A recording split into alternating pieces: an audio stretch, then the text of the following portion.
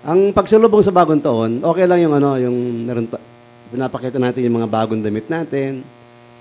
Kasi parang simbolismo ng ano yan, ng kasaganaan, no? Meron tayong bagong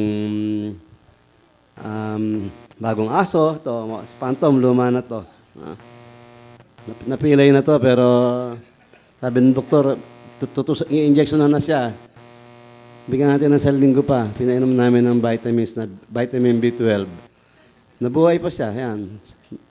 Isang taon na siyang buhay. Oh. Dapat patay na siya. Nailigtas ko siya, siyempre, dahil i-injection na nila. Sabi ko, huwag. Bakit? Kasi 1,500 yung bayad sa ano, pagpatay ng aso.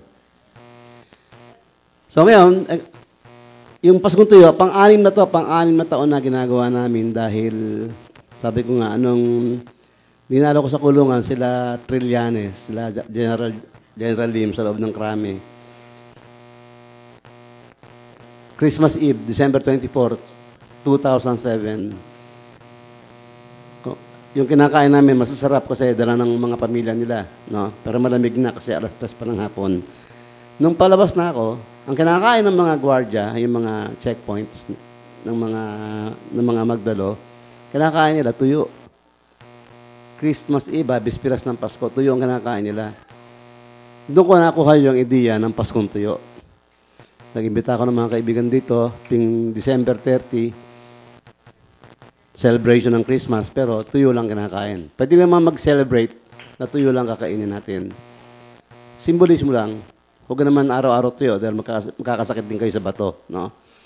Yung ano lang, pagka simbolismo lang, pero talagang wala kayong pera, talagang tuyo ang kakainin nyo.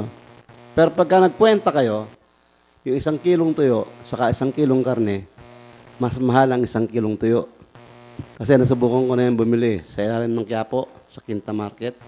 1 kilong tuyo, mahigit 400 pesos. 1 kilong karne, sa grocery lang, mas mura siya.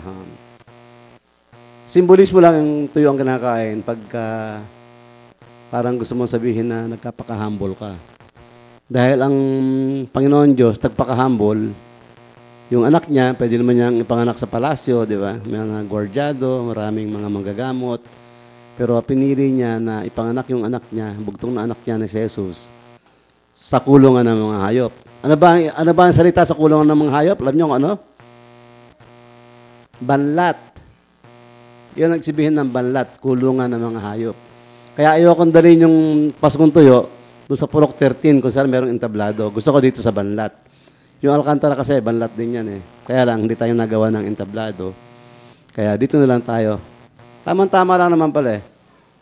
Hindi dumating yung na-expect nating mga 5,000 tao dahil siguro nga may mga dumating doon, wala nagsabi na dito gagawin. Kasi walang entablado ron. Tapos pag nandun tayo, wala pang kukuhanan ng kuryente. Nadami yung problema. Pwede na rito.